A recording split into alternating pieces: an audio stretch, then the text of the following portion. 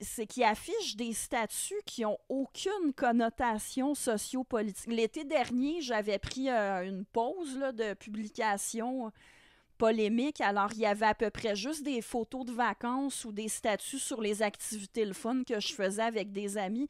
Puis même là, il affichait des photos de mes vacances. Là. Il affichait des photos où je suis dans un festival puis où je parle du fun que j'ai. Mais Ben, rendu là, c'est pas parlez-en bien, parlez-en mal, mais parlez-en. Tu sais, moi, poste-les, mes photos de festival, est-ce que rock on? Mais en même temps, ce qu'ils arrêtent pas de dire, c'est arrête de critiquer, on va arrêter.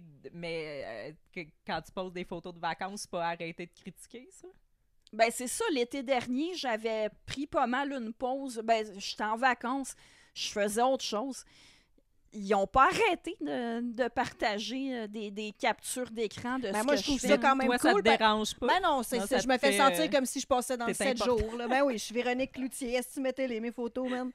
J'avais pas vu ça. Ben de même. là... Moi, je suis là, tu sais, j'hésite à mettre des photos personnelles sur mon Facebook à cause de ça, mais tu viens de me faire voir tout un nouvel non, univers. mais Je vais être une vedette, gâtez-vous, moi là, aussi. gâtez-vous. Mais tu sais, c'est comme quand il y a un dude qui était venu, ou une madame qui était venue dire « Ah, check, c'est la fille qui brainwash les kids Ouais. du Québec. » Oui, mais dis-les si ça te tente. Puis là, tout le monde va venir sur ma page Ouais. voir les kids que je brainwash, puis tout le monde va tomber en amour avec eux, même. Mais moi, s'ils republient mes photos de voyage, je veux qu'ils viennent m'interviewer sur comment je me suis sentie oui, en voyage, oui, comment oui. j'ai trouvé ça, mes impressions. Ça fait de puis moi tout, quelqu'un là. de privilégié. Je veux une quote aussi quelque part dans leur publication. Ben, je trouve ça là. très élitiste que tu prends de ton temps personnel en me suivant pas là, pour venir prendre des publications sur ma page pour aller reposter ça ailleurs. Hey, je veux dire, la pub gratuite que tu me fais. Puis tu sais, il y en a qui vont m'haïr et qui vont en parler, mais il y en a aussi dans ta gang qui vont full m'aimer et qui vont en parler. Fait que... Hey, ils font... Puis tu sais, quand même, ils font même pas ça avec les publications de la famille royale, là. Non, c'est ça. T'es importante, Agnès. Oui,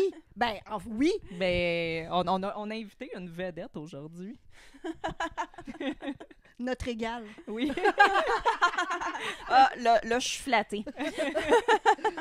Non, mais tu sais, en fait, on rit bien, là, mais puis on dit que t'es importante, mais je pense que c'est vraiment important que malgré ces embûches-là de gens qui ont besoin de soins en santé mentale, je pense que c'est important de continuer à ne jamais fermer sa gueule. Mm-hmm. Puis tu sais, même si j'étais pas d'accord avec ton opinion, je vais reprendre les termes que je sais pas qui a dit, je vais me battre, que je sois d'accord avec toi ou non, je vais me battre jusqu'à la mort pour que tu aies le droit d'exprimer ce que tu veux exprimer.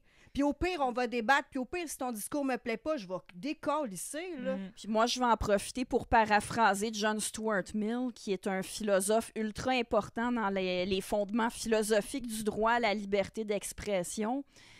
Même si quelqu'un a tort, si on l'empêche d'exprimer ses idées, c'est pas juste à lui qu'on fait du tort, c'est à tout le monde.